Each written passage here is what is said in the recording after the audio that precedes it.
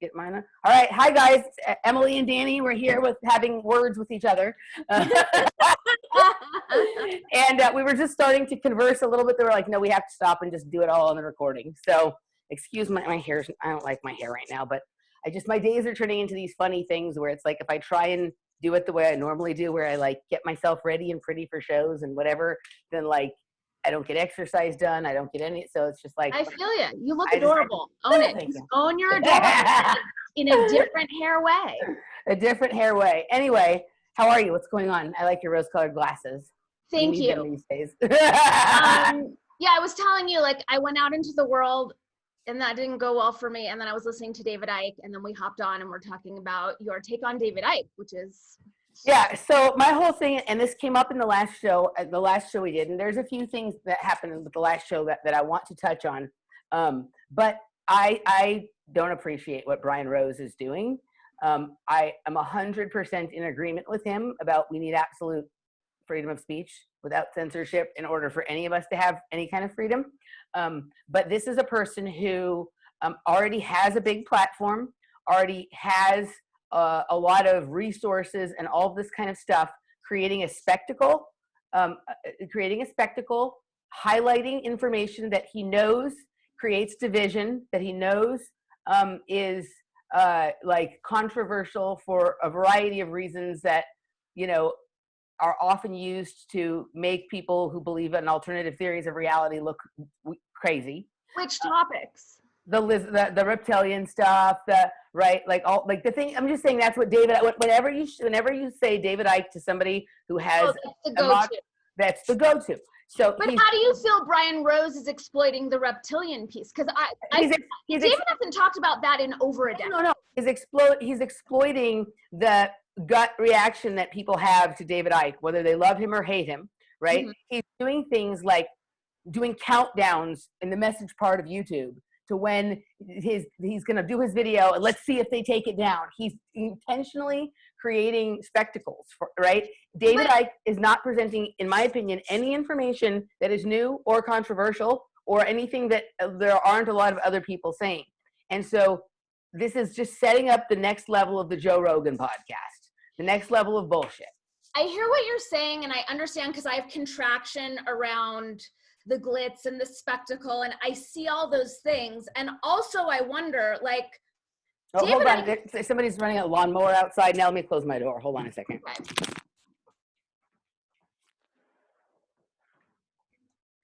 Sorry, I was trying to enjoy the fresh air, but not possible. Okay. No worries. So I hear what you're saying, and like David Icke is the godfather. He's been speaking about this consistently for 30 years. It's not news to you and me, and it is really a valuable service to get this out, to get the mainstream on board. And he is the mouthpiece for it. And I get what you're saying about Rose, and the largesse and the volume of the sham show is pretty big, that I think it's a smart move. Totally. He's a businessman. Like, I think it's working. Like, I understand aesthetically it's not my style, mm-hmm. and it's working, and he's moving the needle, and we need that. But when I say he's setting up so first of all, I've listened to Brian Rose since back in the days when it was him and another guy doing London Real, just two guys in their bedrooms talking about their psychedelic experiences. That's what it started out as, just like the Joe Rogan podcast. When was that? How long ago was that? 8-9 years ago, something like that. Okay. I think I saw like the very first or second episode they ever did. Right. Okay. And so, and what I've watched him become, and there's nothing wrong with this. I'm not saying that what he's done is wrong or immoral or whatever with his life. He has become a person who's very, financially, or I think he's always was financially oriented. That was like a separate part of his life, but he's brought his sort of love of exploring stuff and his financial know-how together, which again, like he worked in finance. Yes, he worked in finance. Like, yes, I think that he worked in finance. So he also does financial workshops and all that kind of stuff, which we've had a lot of people in the alternative media who straddle that thing between finance and information. I don't necessarily have a problem with that, except for when it gets to the commodification of truth in a way, right? That is, so I had an insight on a psychedelic experience recently that was basically that what people who understand psychedelics do to people that don't do psychedelics sometimes, right, is they end up commodifying the contents of what would be their own minds on that experience and selling it back to people who don't know that that exists for them by simply eating the mushroom, doing the yoga, doing the breathing exercises or whatever. So they're then sold something that is cool that they could experience in their own mind if they understood how, right? And so, so what's happening here, and this is my problem with Brian and why I think he's setting up the next level of Joe Rogan bullshit. And I will say this, I like Brian. I like him as a person. Seems like a nice guy that I like to be friends with or have a coffee with, or he doesn't drink anymore, so I can't have a cocktail with. I think he has a pleasant personality, right? And I do think he's willing to give people a fair shake. But he set up this entire thing with David from the very first interview saying, I'm just telling you this right now. I believe the things that the governments are saying. If there is a vaccine, I'm going to take the vaccine. Blah, blah, blah, blah, blah, right? And to me, that was just kind of like, not really that different than what Joe Rogan has done with this vaccine thing, right? So he's basically using the controversy and the appeal to people who are questioning reality and not going to do those things to grow his platform so he can make money off of that and saying he's a free speech warrior. And I'm not even saying that he's not, right? But there's something that I don't like about this. There's something that's disingenuous about this. He is not bringing forth any groundbreaking information. In fact, for all of us who I don't want to say that we're on the cutting edge of information, because one of the things that I don't like that's going on right now is this hierarchy in the alternative space of my stuff is more important than yours. I'm more advanced than you. All that kind of crap, right? It keeps you from being able to find the breadcrumb that you need to complete your pie, right? Or whatever, like the crumb. It keeps you from being able to do that. So I think it's not good for anybody. But what David Icke is saying is nothing new. So he's creating this appearance of oh my God, this is groundbreaking information that you just have to know. That's what it feels like to me. I totally disagree, because I've watched I'm an hour into the third and I watched the first two. David says consistently, this isn't new. I've been saying this for 30 years. He says that throughout the whole thing. It's not new to you and me. But it's the way he's commodifying it on YouTube. Because he is getting censored, and it is so important. I actually don't see, and I am tracking how he's promoting this. I don't see him promoting this as groundbreaking, though I do think he has groundbreaking guests. I do think he's out there, if he's not leading the edge, he's, he has Wim Hof and anyway, I don't think he's pitching it as this is the most cutting edge information or that it's new. It's just, this is really important to get and grok now. And I think he understands the urgency. Yeah. And there is the pushback that he's playing with. And there is a big issue with our free speech being slaughtered right now. I feel like it's all things. And I understand also how he's poised to take on that Joe Rogan thing. But I don't think he's playing that now. I didn't hear the caveat about he will for sure take the vaccines. I did see his resistance super clearly in the first one to Ike before Ike spoke, and he was really coming at him as though he was a kooky conspiracy theorist. And that's when he said the thing about the vaccine. That's when he said. Right. Yeah. My sense is that he's having a transformation through this, because I think he's getting it, and it's that frequency and that exuberance that is driving what's coming forth. I get what you're saying stylistically, and I feel differently.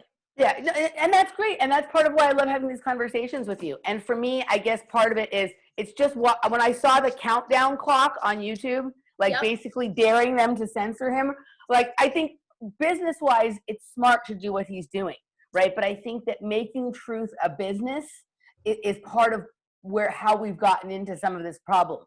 All of these things that have been commodifications of things that there's something that I'm not liking about this, right? And I can't even identify exactly what it is. But the other thing that I watched the first interview and part of the second interview, and then I was kind of done. And I know he's interviewed Andrew Kaufman on there and whatever. I'm not sure I understand what his platform is. He's talking about how many hundreds of thousands of dollars it's cost just to air these interviews, and I'm confused about that. And what I want to know, what is this? Is this going to be a place where he's willing to host videos for people who don't have the reach that he has? Is it a place? We don't know yet. We don't know yet. He just launched it with Ike, which I think, again, is a smart business move. We want him to be visible. We want him to be successful, because speaking quietly in alternative groups to the choir about free speech issues isn't helping us. Like, we need the public to get it, and quickly. And if it takes glitz and glamour and countdowns, you know, Godspeed. Thanks for doing it. Yeah, I mean, I would never say, don't do this. He shouldn't do this. I'd never say any of those things. And since he's doing it, I hope he has success, and I hope it comes out with a holistic, like, I hope that, like, he decides to make digital freedom platform available to everybody who has been censored on YouTube, right? Yeah, that'd be awesome. And not prioritize which information he thinks is more important, right? And just let it be the Wild West like YouTube used to be, right? And if he has to charge people $2 a month, $5 a month, $10 a month to participate in that, I'm okay with that too, as long as it is the Wild West, right? I'm completely, like, you know, like, I'm totally okay with that, right? Like, I think we have to get over this idea that everything should be free, and we expect that we should be treated with freedom and those free things, right? We have to get over that. Well, that's going to be the shift, right? It's like pay to be with the free people and connect. Yeah. You know, you can be a high price because you need to make it accessible to everybody, but I don't know anybody who can't afford $2 a month or $3 a month or something like that. And with all these people who are listening and subscribing and all this money he's raised up front, he should be able to do it at a really low price. And you know what I mean? Do we know that he isn't? No, we don't know. That's why I just said I didn't know. I don't know. I haven't heard that. Charge. You had to sign to subscribe to get into Ike, but there wasn't a charge for it. But Firefox wouldn't let me on it at all, and Safari kept dropping it. So the other thing that is, when he had Sean Baker on, you can always go to his website and see it there before it's on YouTube. So I did that because I wanted to see the whole thing, and my email box was bombarded with at least 10 emails a day from him after that. So I had to unsubscribe, which then made me unable to access anything anymore. If you unsubscribe, you also can't access. I don't want all that stuff. I don't need to be reminded every 8 minutes that something's going on over there. Totally. So I don't like that. And I don't, you know, I'm surprised he thinks that would be a good tactic for people who are into alternative information, to just bombard them over the head with 10 emails a day. But whatever it is, I guess, like, so maybe I'll just put out what my hope for this is, if this really is a digital freedom platform. I think it's okay for people to have to pay to participate, as long as it's not out of reach for the average person. Do we know that he's charging? No. Okay. I'm sitting here saying, if you need to charge, like, what I'm hoping, if it's really a digital freedom platform, it'll mean that all of us can put our stuff there, not just him and the people he selects. Right? That's different. You know what I mean? Like, why are we contributing for him to build a platform that only he can have stuff on? Right? Like, why does he need millions of dollars? Well, if he curates well to see high quality content, I don't know what he's proposing. Right. So I don't know. What we need is a YouTube that doesn't censor, and that. But he might not be the one to create that. He's probably creating, like, the equivalent of a television station, and will curate his shows according to his tastes. And so I guess this is where I get into another conversation I want to have at some point today, and that's about KPFK, right? And that these things, like, okay, that you can't, like, if you're curating, then you can't call it, you can, sorry, not that you can't. You can. I guess for me, if it really is a digital freedom kind of thing, that implies that it's for everyone. I feel like that's your interpretation. And what I feel like it's pointing to is that you want that. Like, you want that platform. My guess is that that's not what he's creating. Yeah. So for me, I just feel like he should be really clear about what he's creating, right? He's whipping people all up into all this stuff, that, you know what I mean? And using tactics that I just, you know, like, if large amounts of truth can come out on whatever he creates, then God bless him. You know what I mean? Like, I'm not telling him you can't do it, don't do it, but it's stylistically, I don't like it. I feel like it's, like, you know, a huge marketing kind of thing.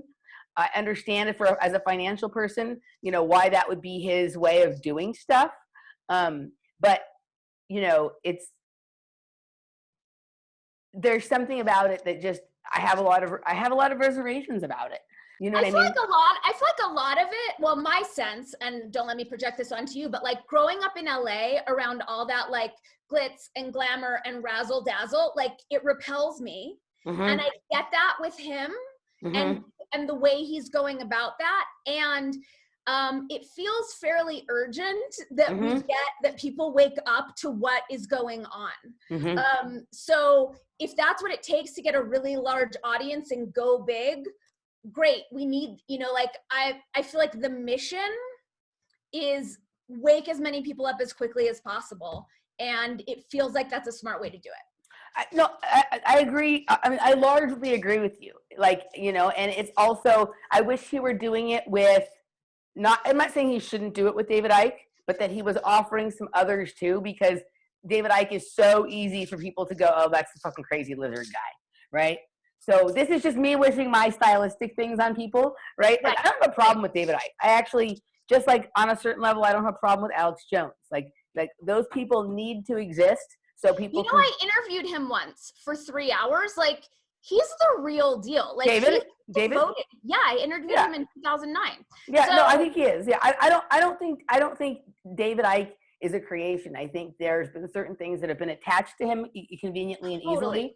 But he's just a man. He's just one man who's having his experience, and he's going through, you know, we're all wrong about some stuff, or we get an idea and it's mostly a good idea, but we blow it into something a little bigger than what it is, and then unfortunately it takes away from what it really was in the beginning. And I think he's been through all of these phases. Like, but I think that he's delivered more truth and important information than he has damaging and things that have damaged. Absolutely. And for such like it feels like he just wants to help humanity. Like, it's coming from such a good place. No, I can't. I wouldn't say yes or no to that. I think he's just doing what he's doing, which in some ways is what we're all doing, right? I don't know that he's doing it for to help everybody or not. I feel like he's animated by the forces of love versus a lot of the animating forces that are creating dumb chaos on the planet right now. Yeah, no, I mean, I see what you're saying, and I don't really have a problem with him. You know what I mean?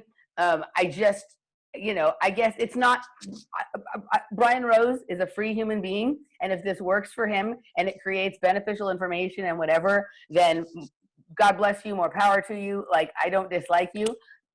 Just, it turns, how he's doing it is turning me off a little bit. You know?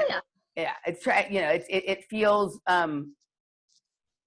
I guess it feels entry level to me on a certain level, but maybe that's the truth about what it is, and that's important. It's really important. Yeah, and we're not his audience. No, we're not. I'm definitely not his audience. No, I'm definitely not his audience, and I guess I just see a couple of things that are like reminding me of the Joe Rogan thing, like where he may have somebody on that breaks a lot of truth, but it'll be then followed up by somebody who's obviously part of intelligence agencies and things like that. Yeah. That I just realized that I get out of watching these David Icke interviews is like, it's so calming to my nervous system to see someone speaking truth. You know, because I walk through the world living in such a different reality construct that that has a legit effect on the various psychological, emotional, spiritual, even physiological bodies. So it's just to hear him saying there is no COVID-19, like my body is awash with just like, thank you. Like, yeah. So I think it's the idea that David Icke brings calming to anybody is hilarious. Totally. I love it. I love that. But I've had a few people tell me in my life that they just feel calm and at ease around me. I'm like, really? Okay, that's the most hilarious thing. So all these, and I just want to say this. Any criticism? I feel calm and at ease with you. I do. That is your emanation. Wow. All right. So all of these criticisms that I have ever made about Brian or Joe or David or whatever, like I recognize that there's a lot of legitimate criticisms about the way I do things as well, right? And some things that I did early on in my media is not how I would do it now, and there's probably, you know what I mean? And so I think just like for all of us to be able to, and even with all the stuff I've said, there's still a lot of things about Joe Rogan that I like, right? So I think this is like, I don't even know that I have the language for it, but part of it is just observing how other people are doing their stuff and going, okay, that thing they did I like. I watch Brian Rose sometimes. Like, I haven't been watching any of this big overblown stuff because it's just too much of a turnoff for me. But, you know, in just weeks before he started doing that, he had some great shows that I was watching. And he had some nonsense that I have no interest in as well. You know what I mean? But like, that's almost everybody. But there's almost nobody out there who I'm really interested in everything that they're saying or doing. Totally. That the kind of information that in some ways puts me more at ease is not like, is more like, so like I love David Martin. Like, I love the way, like, David. Oh, his last one, his number 3 video. I think he's at number 5 already. Okay, so not his last one, but that one where he was just like, where he put out the letter. I think that was 5. Okay, that might have been 5. Yeah. So we did the show with him, and it was, you know, he's just so gracious and reciprocal, and wants to be in it with the people, and wants participation and engagement and all that stuff. It's not just somebody sitting there talking at you. And I have so much appreciation for somebody who wants to interact with all the people. But well, also because David's not primarily a media guy. Like, he's been in it with like the patent law stuff. So it's not like he has this big facade. He's just coming at it from the angle of how he approaches it. Yeah, but the way he talks about things makes me more confident that things are going to be okay going forward, right? And say, like, I have lots of different. How so? Like, what about listening to him has you? Because there is something that is so strong and sturdy about him that he is not going to stand for this bullshit, right? And it's not. He's not interested in using dramatics to scare people, right? To create a following. He's just going, this is right, this is wrong, I'm doing what's right, I'm going to call out this that's wrong, I'm not going to make a show of it, and he just keeps working. He just keeps doing things to work towards and the things that he's going for are things really that everyone can agree on. He's not suggesting some solution that would be off-putting to people who have differences of opinion on him. He's really not. He's not talking straight up constitutional law? No, I don't, because for me, the constitutional law is off-putting at this point, right? Okay. But like with him, he's really just talking about like what is actually valuable in the human experience, right? And that goes for everybody. Like, what is true and what is not true, and what you can find by looking with your own eyes. And then the power of saying something about it and why that is really important, right? And it's just, you know, so I like, you know, I like and appreciate that. And because I've had this amazing gift that I've been able to talk to people and interview people and meet people from this position that I've been able to be in, like, I have a variety of people that I sort of consult on every topic, right? And they have very differing opinions. And I have some friends who, like, you know, are such deep researchers and see all the levels and weird places this can go. And my mind naturally does that too. Right? That can be terrifying. And then I have these other people like Sonia or whatever who have like a more advanced metaphysical view of the possibilities of this, right? And that, like, you know, and she's incredibly intelligent and also not wanting a boss of her. So her mystical, mythical, metaphysical take on some of it is not in opposition to saying no. Right? Like, for her, the saying no is obvious, but sometimes when people hear her talk, they think, oh, she's not fighting hard enough. She's not in resistance against the thing. That's a given for her. She's not doing that. You know what I mean? And so some of these people who are so confident in what they're saying and doing and the actions that they're taking, that brings me more ease than somebody sitting around saying a lot of scary stuff. Right? And so I try and balance, like, the people that I listen to. Like, I will listen to some of the stuff where it's like, okay, this is like some crazy, terrifying technology that is like so far, right? And I listen to these other kinds of things. But when I when I am deciding how I want to behave through this, right, I really look more to the behavior of people like David or Sonia or whatnot than I do to the kind of sensationalism from David and Brian and whatnot. Even though I agree, there's nobody who has been more consistent in saying the same thing for 30 years than David Icke, right? And so he is not, he doesn't contradict himself. He doesn't lie. He doesn't, whatever. He had literally has been saying the same things in different ways, and he's been adding on to it as he knows more. And there is something to be said. And I do not like people who just want to trash him all day, right? Like there's things that he says and does that can be perceived in a way that sometimes cause problems for everybody, but that's true for everyone, right? Like you have to risk pissing people off in order to say what you think is true. Right. Like I love what Jordan Peterson said in that interview with that crazy lady from England or whatever, where he's like, I have to risk offending you in order to be able to think. Right. That's totally true. And so, that David Icke does this as part of his thinking process, as part of his being able to express, and a part of our thinking process. So, so that's just been my whole, the issue with that for me, right? I think if I were, let's just say for the sake of discussion, I found myself in Brian's position with all eyes on me and a huge interview right at a time that it mattered most. And this idea that, okay, we have to launch something else. I guess the only thing, this is what I would do. And I'm not saying it's what he should do.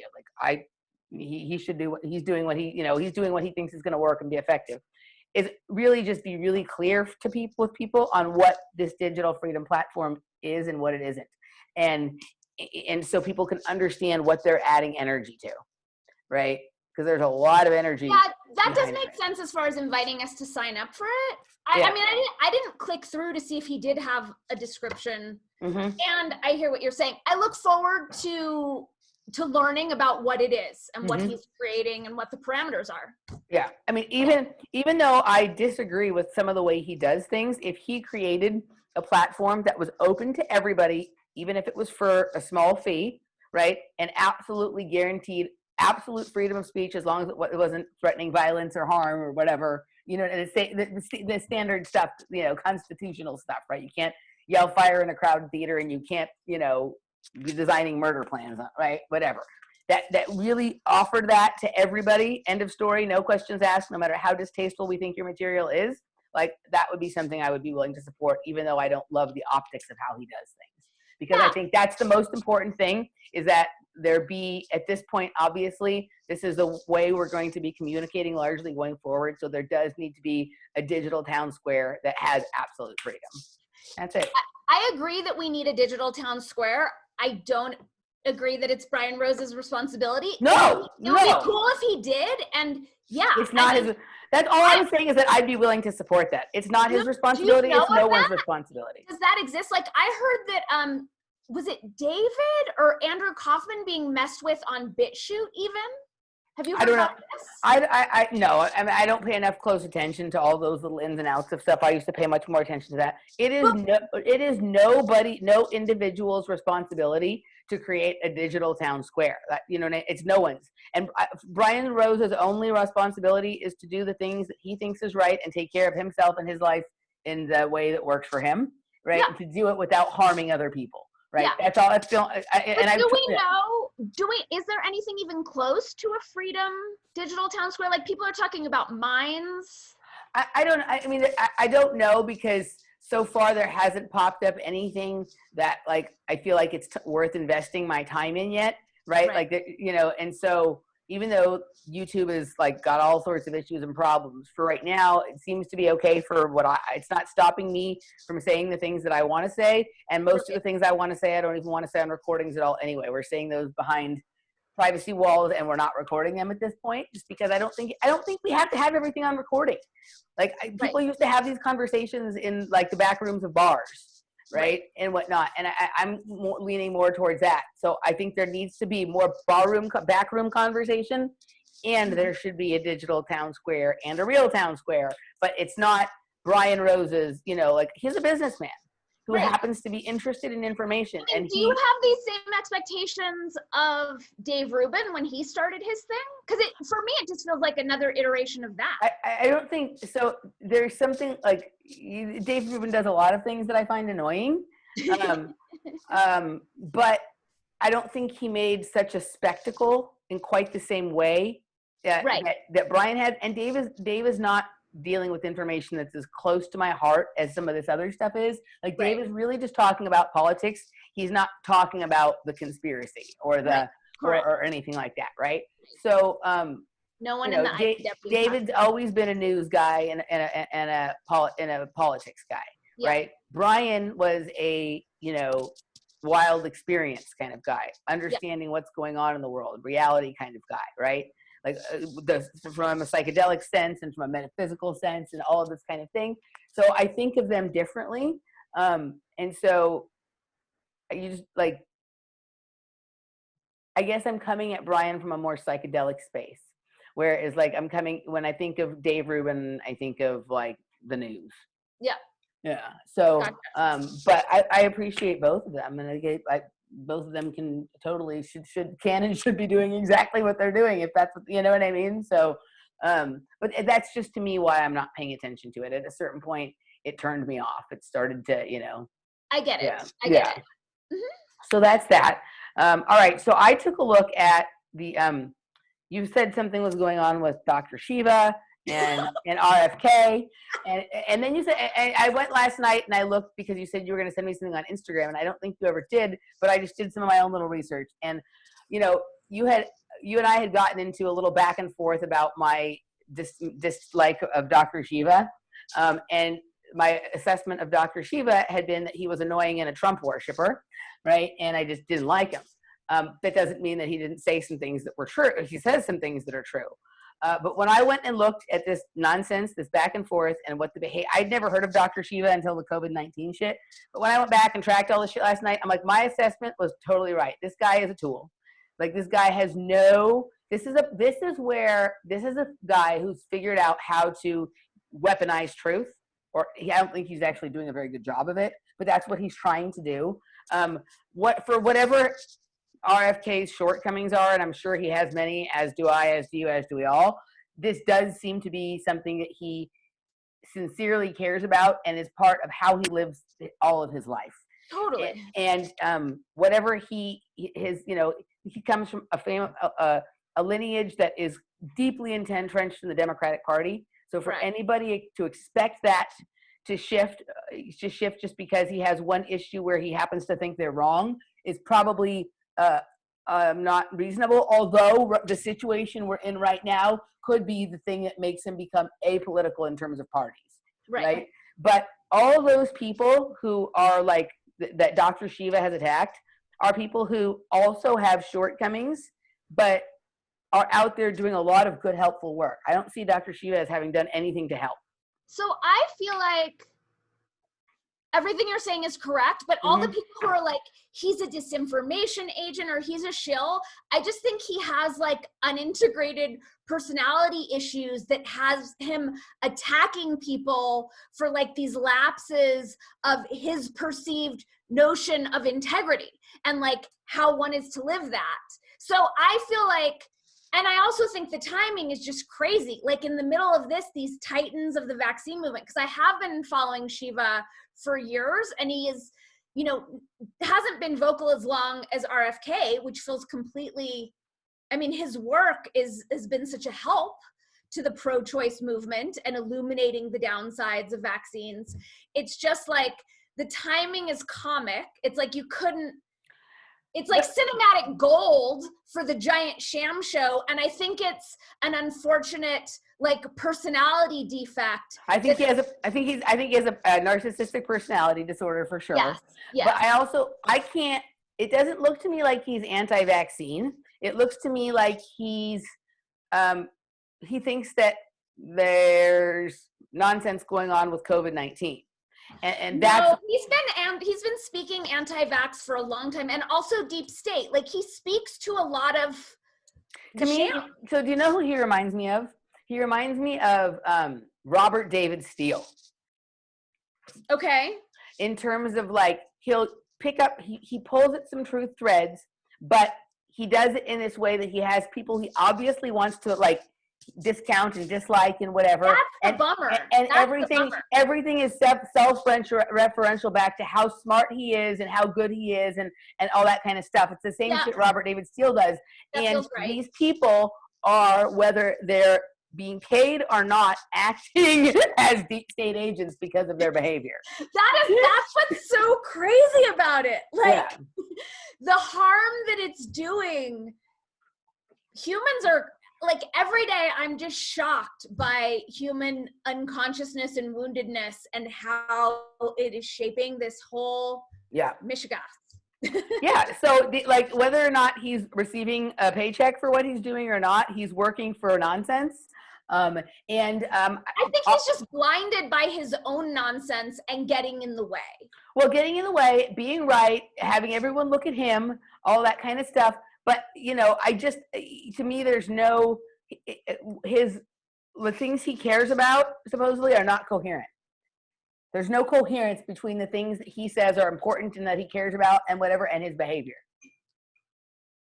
There's no coherence there. Okay. I don't know that I see that, but I'm going to sit with that. Yeah. Right. Like, you know what I mean? And so I just don't understand how attacking RFK or Del Bigtree or Buttar or anything like that during this time in any way implies Del Bigtree? Yeah. What? Yeah.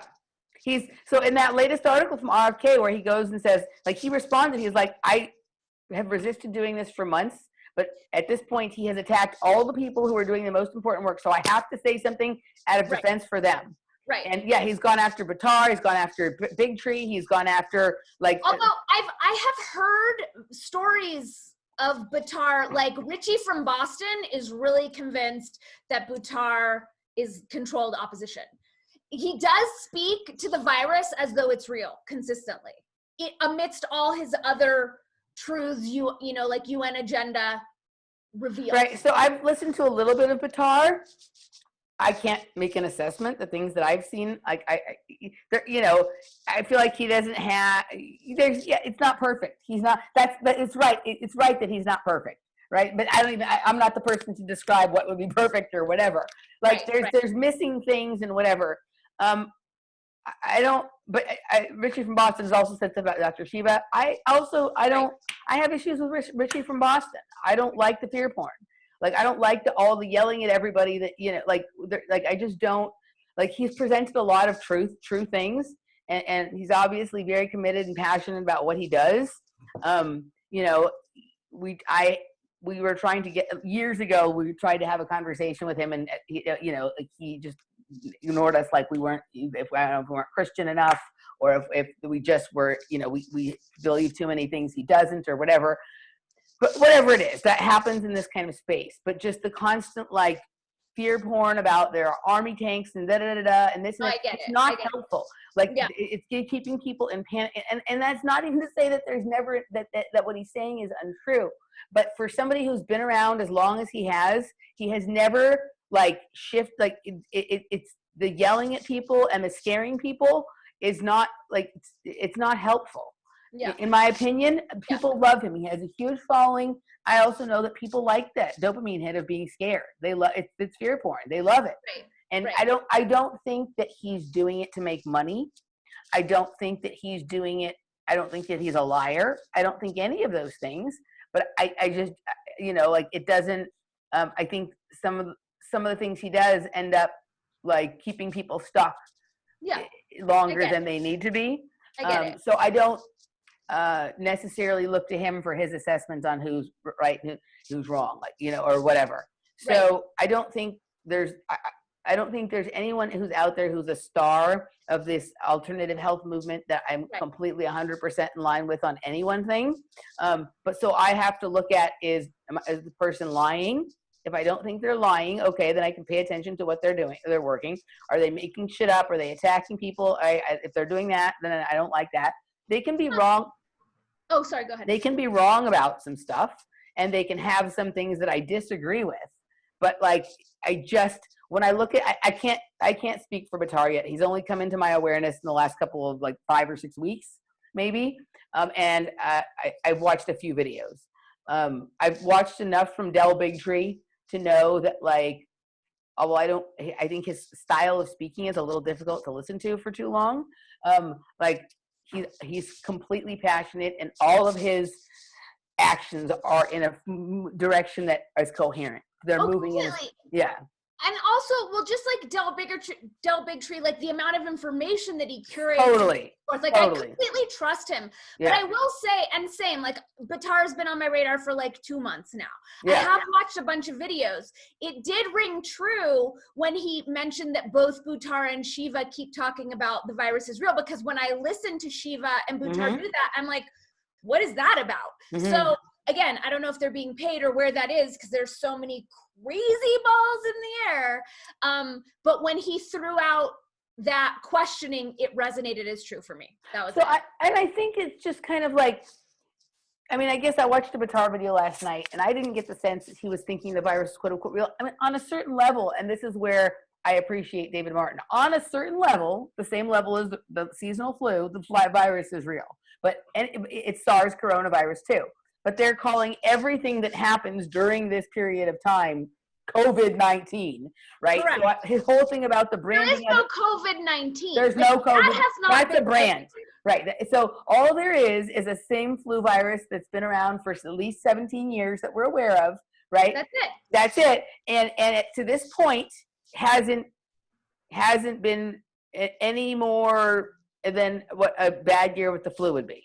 Right. That's but all. That's there was a video with Buttar where he was talking about, yes, but what we're seeing is more like an altitude sickness, and it's not a virus, but it's not like anything I've ever seen. So he is speaking to some sort of engineered construct that I'm like, and maybe that's just a different dimensional timeline thing, but it's not ringing true for me and how I'm understanding what's going down.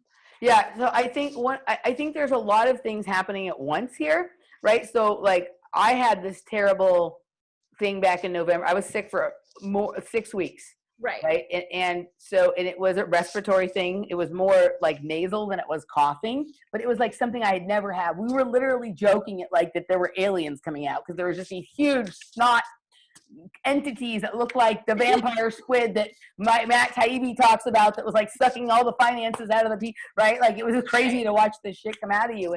And I was down, like I was really sick, like for a big period of time. And it took a long time to get past it.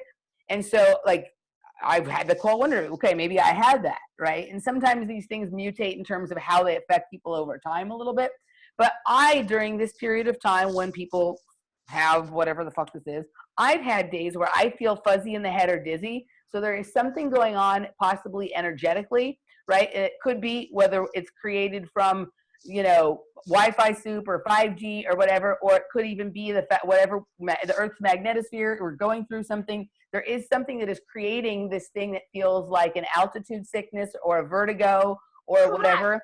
And that could be separate, but occurring at the same time as whatever kind of flu somebody has. But I've had those same symptoms, that altitude, that weird feeling for years. Since they put 5G in my neighborhood in LA last year. So, and as I'm feeling different waves of it, like when your back flared up, I don't know if that was last week, and my belly knocked me down, and Sally got knocked, and everyone had our, the like go-to standard issue fuckery symptoms flare up, and they do have these. What did SpaceX put in space? These satellites? Starlink. They're like 5G satellites shooting 5G back at the Earth from space. And I feel like for sure those are turned on. Or at least that's what they say they are.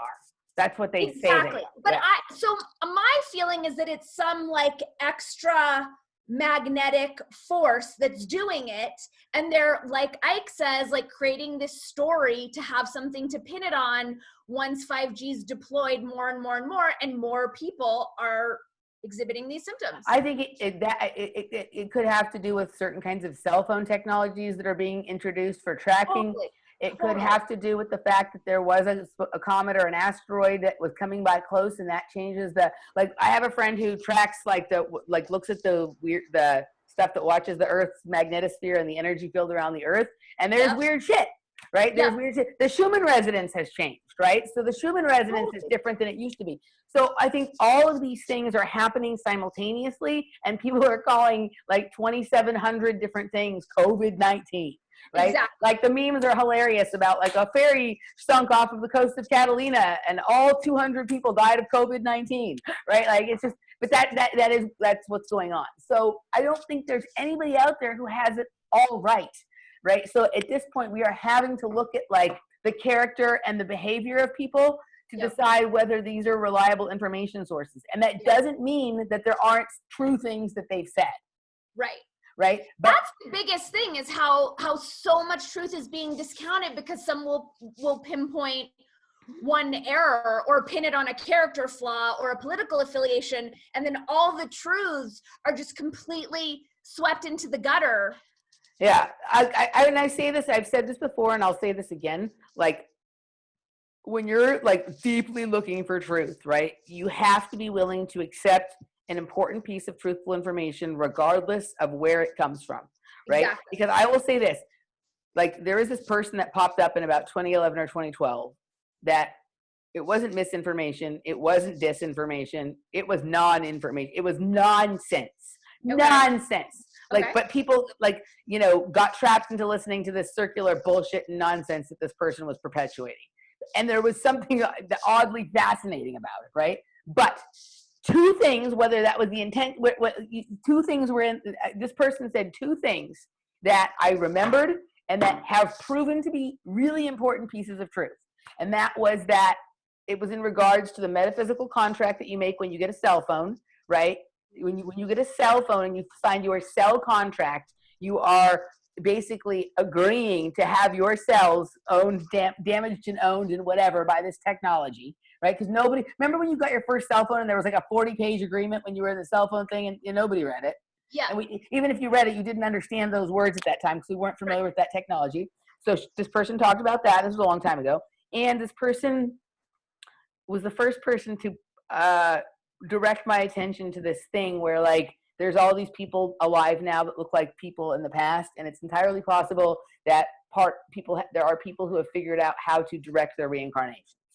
And I've taken it farther with things that I think about, but this was the first time that I really like that somebody explained it in a clear way, right? And she preceded it and followed it up with shit that was total nonsense. But for like 8.5 seconds, literally, I think that I probably over the course of 2 weeks listened to maybe 4 or 5 hours of nonsense from this person, and there was about 8 or 12 seconds in there that were important.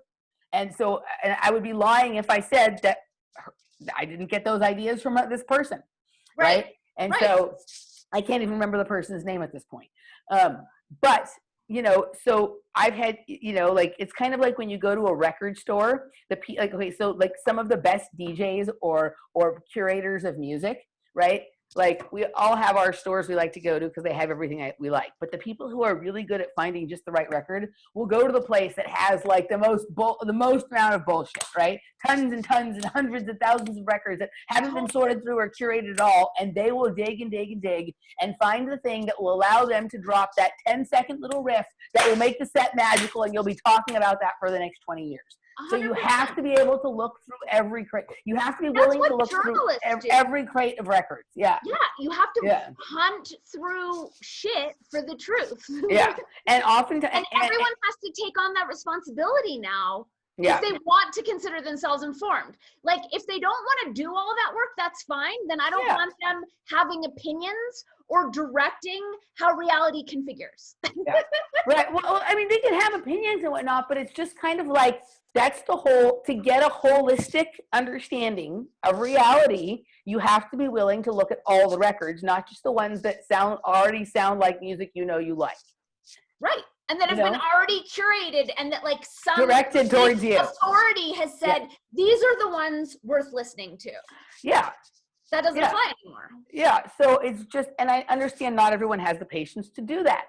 Right. So when you are then speaking out of your, like, you know, like, you can have your opinion, you can say, I don't really know that much about it. From what I know, this is my opinion. But don't poo-poo someone who's obviously spent way more time than you have looking at the situation. But isn't that like a great big bunch of like social conversational opposition? Like right now, when I have people pushing up against I saw one of your Facebook threads where every person in there who disagreed with you acknowledged that they didn't watch the video. It's just like, yeah, Yeah, that was crazy. Yeah. Like, and it was a 6-minute video. That was what's so amazing. It was so short. It was like, and I put it in the description, like, this is only 6 minutes of your time. And they want to cling to their ignorance. And it's like, but you don't, like, it's like everyone who's ever told me that Pizzagate is bullshit. Like, have you done any research? So you don't know what you're talking about. And like, why are we wasting energy and like vibrations and breath on this exchange? Yeah, I mean, like the Pizzagate thing is so, like, you know, they did an amazing job of taking something that is incredibly complex and simplifying it down into a meme that sounds stupid. It's kind of like the lizard people thing, right? Super stupid. But I mean, even like if you get deep into pizza, I don't know where that card went that I have. Okay, but there's this, like, go look there. So there's a pizza place here in Los Angeles called Ronin. Go look at the symbol, and you look at that. Is it the pedophile symbol? No. Oh, no. Okay.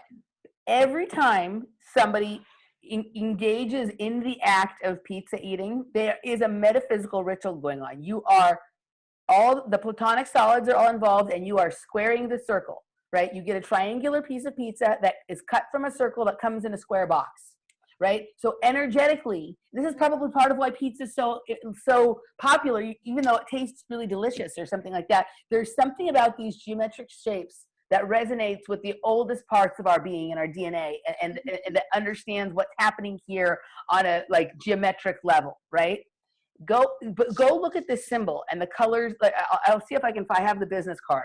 And I was just like, whoa, right? And then right, like when I looked at that, I'm like, so did this drop in from seeing the Ronin pizza symbol that you got this Platonic solid connection? Yes, and the act of pizza, that's why you have, like, it isn't just that, like, it's a Pizzagate thing in terms of the way we think of it, right? But the reason why for many, many years now, like, sure, there's the reference to the pedophilia part of it, and that is part of it, right? But the reason why, like, you can go back and find, like, 20 years ago on children's show, them singing songs and stuff about pizza and this and that, blah, blah, blah, and why pizza parties are so popular, and like, why that, you know, like, it's because the reason that there is this just natural, I mean, it's very rare that somebody doesn't like pizza, and it isn't just because it's delicious, because there's pizzas that taste way different than other pizzas.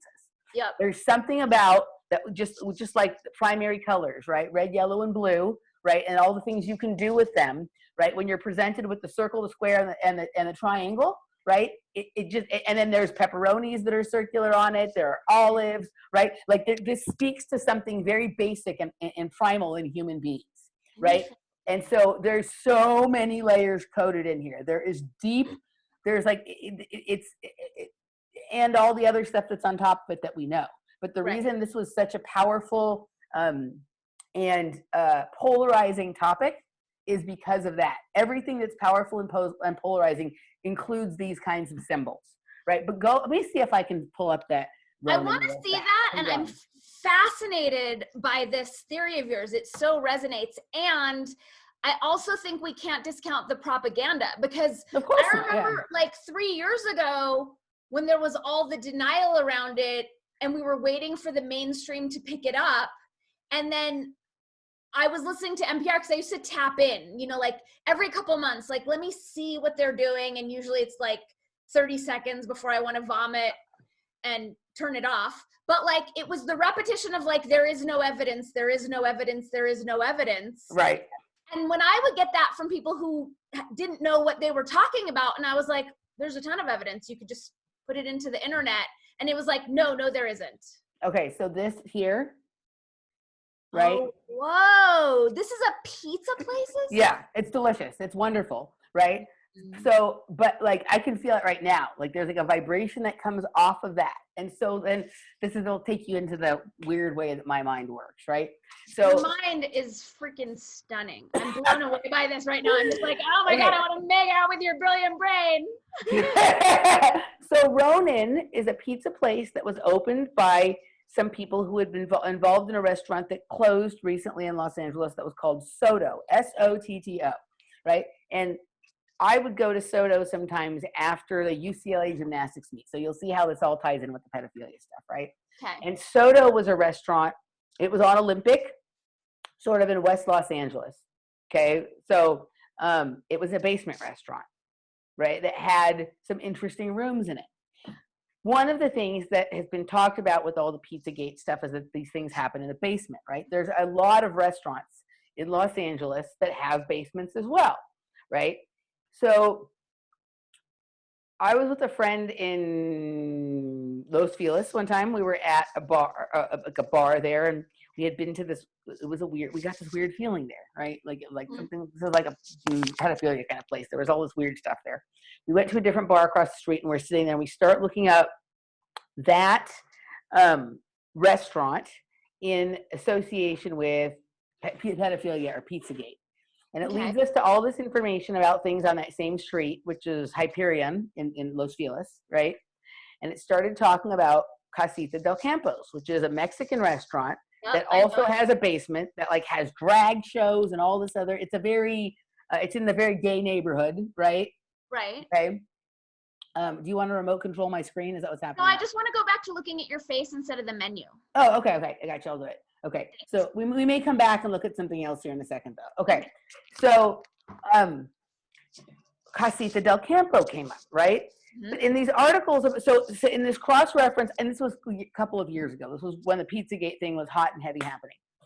In this Casita del Campo, it was referencing that there's some place called Casita del Campo over in like Europe or on the Riviera or something somewhere, which is like where a place is like some sort of weird resort, like maybe it was even in Portugal or I can't even remember where, but that this was a place where there's always been like a lot of ritual sexual stuff going on, right? So and they say this in their like literature about their sister. I mean, I can't remember. I don't know that they're in business together, but like through looking at Casita del Campo, the restaurant, we ended up at this place looking like this was 3 or 4 years ago. I don't have the information chain in front of me, but it was like one thing led to the next, led to the next, led to the next. It's obviously that this information is connected and being hidden in plain sight, and you have to know how to ask the question the right way, right? And so if you look at this with Ronan, see if I can do it, because it's like sometimes I don't talk about these things right when I'm clear in my mind. So Soda was this underground place. It closed. Now Ronan is this new pizza place of theirs that is on Melrose in Los Angeles. And Ronan opened during the same time that Ronan Farrow was getting a lot of attention for his coverage of the Harvey Weinstein thing, right? Okay. And we all know that like the very public coverage of the Harvey Weinstein situation and even the Jeffrey Epstein situation is like denying the deeper thing below, which is the Pizzagate thing. Right. Right. And this pizza place is called Ronan. And it has all this, right, like geometry. I don't know, like, so I'm not saying that the people from Ronan are involved in this mess. I'm saying like all of the signs and symbols and clues and connections in order for us to have individual understanding of what's going on in the world without there necessarily having to be some documented proof or evidence exists right in front of our faces in all the things we look at every day. This goes to like this. We had this guy on recently named Michael Wan, who I'm going to be doing some projects with, who basically like uses his environment as like to help him map out the like inner journey and the outer journey. Right. And he has this whole research he's done on the Susquehanna River in Pennsylvania and how like the birthplace, like it was really like the altar for all of these rituals that set in place what we're experiencing right now. And he has all this information about the 40th parallel, right? And all these things that sit on it. And he's discovered that there's this quote thing he calls an invisible college that comes where all these things come together, where you can find out things about reality and your place in it that make you sort of like the hero of your own life. Right. Right. It's real. And these things are available to us all around everywhere. And when you see a symbol like that, it sends you on that mission. Yeah. I feel like the more it is available to everyone and the more that we engage it and the more curious we get, the more that it presents itself. And I think, go ahead. And I think that there's a pizza place with that kind of geometry called Ronan that came after an Italian restaurant that was very successful but had a basement for some reason shut down, is just the simulation's way of acknowledging the truth of Pizzagate. Exactly. Yes. Yeah. Yes. I totally feel that. We're not going to get a paper from the government that says Pizzagate is true. We're getting things like this. And so for people who are metaphysically inclined and don't and are willing to unravel the mystery on their own terms, it's all available for you to do so. Yeah. You know, if you're waiting to hear it on 60 Minutes or NPR or any of those kinds of things, you're never going to know the truth about anything, ever. Totally. Yeah. Totally. Yeah. So, how's that? Which leads us to needing the media to tell you truth. It leads us to KPFK, right? So, Sonia was over yesterday, and you know, we've had her on the show recently, and stuff, and you know, we've done a couple things. But Sonia also has a show called The Expansion Portal, or Expansion Zone. The Expansion Zone. I think it's called The Expansion Zone. I can't remember if it's Expansion Zone on KPFK. That is connected with the things she does on her own site and whatever, but you know, it's kind of a separate thing. And she doesn't do necessarily her most controversial work there because she understands it's public radio. But sometimes there's some crossover. Sometimes she does bring some really edgy stuff over there. And sometimes, you know, people love it. And sometimes people are a little iffy about it. But she brought on Judy Mikovits, who used to work with Fauci, and who, when she discovered the truth about a mess that he made with another, you know, with what was going on, he fired her and destroyed her career and, you know, all this kind of crap. But she's, you know, obviously qualified to comment on this because she used to work for him. Right. Right. So, you know, and there's no evidence that she's been wrong about anything she says. Nothing she's ever said has been proven wrong. So she has her on, and Sonia pre-records the shows and she plays it. And people start calling in and complaining, right? And whatnot, calling in and complaining. They actually cut off the end of the show. What are their complaints? Because she's saying not to wear the mask. What? So why can't people listen to that? What is there to complain about? Right. Because so people are calling in and complaining, like liberal people who are supposed to be, you know, against the grain, right? And bastions of free speech start calling in and complaining. So KPFK said, you know, we can't really have this and blah, blah, blah. So they cut off the end of the show. And then later they decide, well, maybe what we should do is have Judy Mikovits back on so people can challenge her on this stuff, right? And then they've just decided, no, they've told Sonia she cannot have Judy. Like, she talked to the person who is the very, very head of KPFK. No, you cannot have that. That is not, our job here is not, that is not what KPFK does not exist to challenge the mainstream narrative. KPFK is here to tell people to wear the fucking mask. Like, literally, that's pretty much what she seemed to say. Whoa. And so, right, and so, you know, and what's fun, like, and it's been, so she joins, she's, you know, she's, right, as of right now, she still has a show. You know, she asked them, are you going to air my show on Monday or whatever?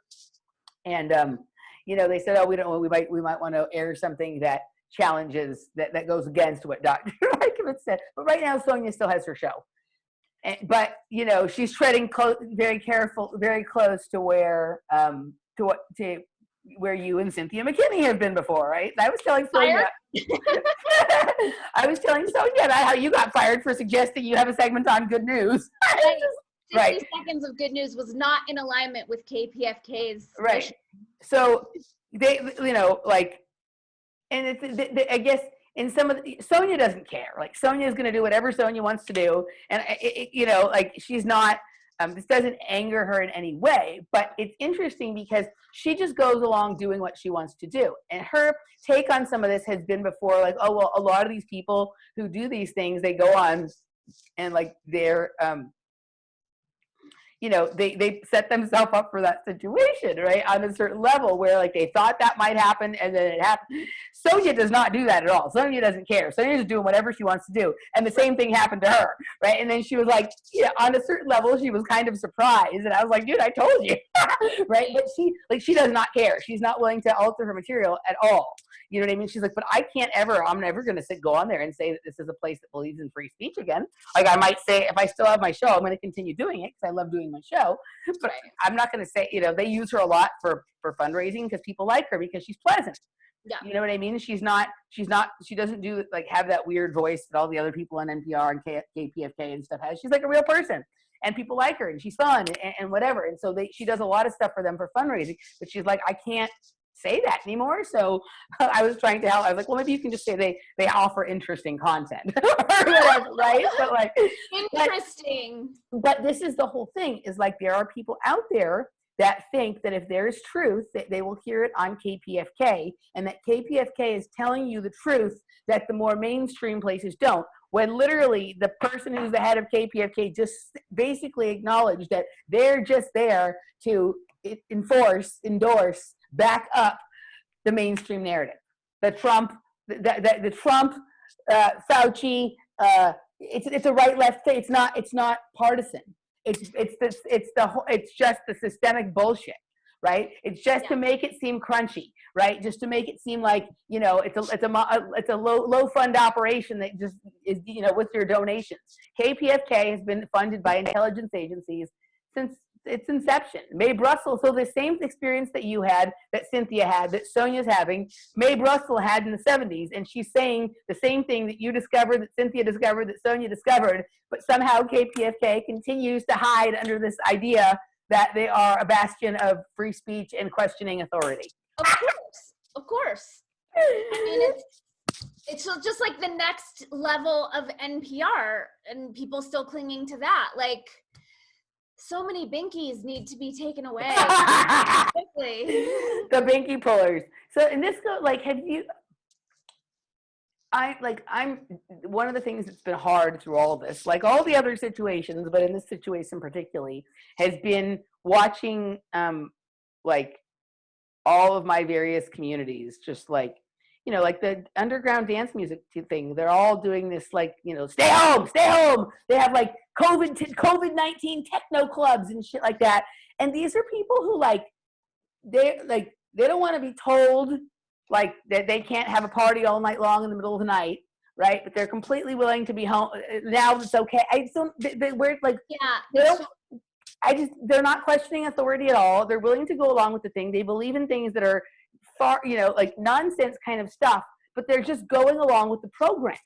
No, it's right. crazy. Isn't that supposed to be what like underground culture is about? Is about like, and that doesn't mean that you just go against the mainstream for the sake of it, right?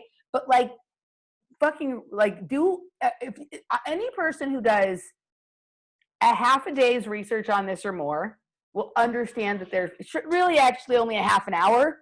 But for some people it will take them half a day to get beyond all their mainstream news bullshit. But it bothers me that people who don't like being told what to do are so content being told what to do. So I have a lot of criticisms of the dance music community. I don't like this. And I've had criticisms for a long time, and I'm sure they have criticisms of me, and that's fine. But like, even if you disagree with what my opinion on this is, why are you just towing the same fucking line as all the news, as all the people that wanted, you know, like they're literally believing people who used to put things in their political bills to end dance music, to end raves, to end whatever. And now you're listening to them. Biden was like one of the main guys who tried to say raves were crack houses. Right? And now all these people are like, Dems no matter what, whoever gets the Dem. No, I get it. It's another phase. I've been talking about this with a couple friends. It's like another, you know, there's so many different parts to this as far as like processing and integrating. And it's like this weird grieving of seeing my friends who I thought were free and in integrity in groups, like indicate that they're anything but, you know, just the fact that Burning Man's canceled, I'm like, you of all people they are going to kowtow to this? They don't need to have Burning Man anymore, because the Burning Man existed for this purpose. Burning Man is Westworld, and I'm sorry, Burning Man is Westworld, right? And basically, like, just like in Westworld, there's a park where they're experimenting with all this stuff, and at a certain point, the characters leave the park. That's what's happened here. You don't have to go to Burning Man to wear a mask and a costume anymore. Everyone's in them out here. And so now we have people's faces covered, so you can't tell who's human, who's not, who's on drugs, who's not, what the fuck, nothing. The entire world is Burning Man now. The entire world is Westworld. It's dress up every day. It's living. Do you see people dressing up? I see people like morose and giving up. I don't see people like putting on their flair and like. No, but they all have a mask on. Remember, like 2 years ago, the theme at Burning Man was masks. Well, no, Burning Man, you wear masks all the time because dust storms are a thing. So everyone always has masks. Right. But I'm not like, I hear what you're saying, and I understand Burning Man being like a template for control and other pieces. more so, I understand the frustration with these communities and my tribe, who I thought were free thinking and free and indicating that they're not. And it's like a deep kind of mourning, grieving every day, especially when like a new friend or a new group. And I'm like, really? You know, and it's this fragmenting, and it is creating division. It is creating separation, because it's indicating to me that we're like living in completely different reality constructs. And also, I don't have a lot of respect for that, you know, and I feel bad about that. But like, even at the market today, seeing how everyone was behaving, like, it infuriates me and it grosses me out. Like, let's be polite to the Nazi party so that other people don't feel bad or get hurt feelings. Right? I mean, that's what it is. Yeah. And then the other community that always angers me with this stuff, of course, again, is the gymnastics, right? And they refuse this situation that we are in right now is directly connected to, in a way that sound, again, my mind works in funny ways.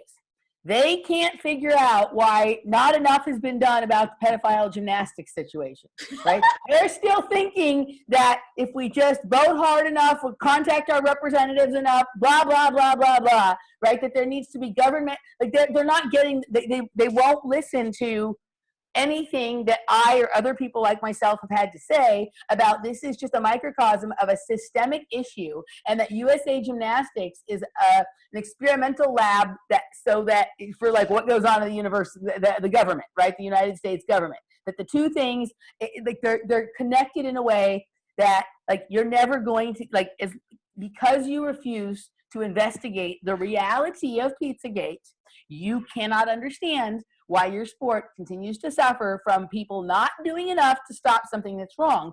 And then now we're in this situation, right, where all the gymnastics is shut down, just like all the other sports, right? Like all the other sports. And people are thinking that, okay, so now there's a conversation in the gymnastics community about what's going to happen now. The Olympics are postponed. Is it fair? Some people, it's going to be hard for them to go another year. It's going to allow other people who were too young before. So there's all this controversy about how COVID-19. Time not training. That's all this time not training, right? All this stuff, right? But if they would do the same amount of research into COVID-19, as I've also asked them to do into pedophilia and the government, they would understand that because it's the same refusal to look at information that keeps landing people in a situation where we're rearranging the deck chairs on the Titanic instead of like, dude, like, I feel your frustration. This is every day, every conversation, like every minute. You know, you're seeing it in gymnastics and in the rave community, in the spiritual community, and the psychedelic community, and the yoga community. Yep, same thing. Like,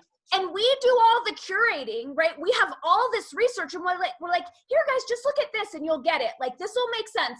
Let me walk you through it. Yeah. And the refusal, and what I'm starting to realize is, like, I think we're expecting too much of our fellow humans to be at a level of consciousness and stability to be able to take this in, because it is so this very frustrating. This circles us right back to, and I guess in some ways I have a new understanding of your point about why Brian Rose has to do it the way he's doing it, because we're in kindergarten. Because we're in kindergarten. We're not in kindergarten, but because the entire world is kindergarten right now, and unless there's a parade that takes you to the conversation. So Brian Rose is the parade. He's the Rose Parade. Oh! All right. Oh.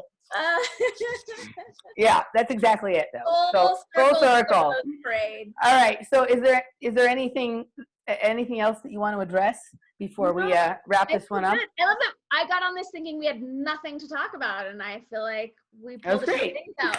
All right. Awesome. Very good. Okay. So, tell people what you're doing and where they can find you. I'm doing coaching and consulting. You can find me at quantumlanguaging.com. I have a new podcast with yesologist Justin Polgar called Conscious Awesome. You could go to consciousawesome.com, and you can click through all my socials from there, because I post a lot of free fun stuff always. Yep. Awesome. And you can find me lots of different places. Obviously here, you can find me on Off Planet Media. You can find me at Conspiracy Cocktail, or you can just find me on Facebook at Emily Moyer, or email me at technobrat21@gmail.com.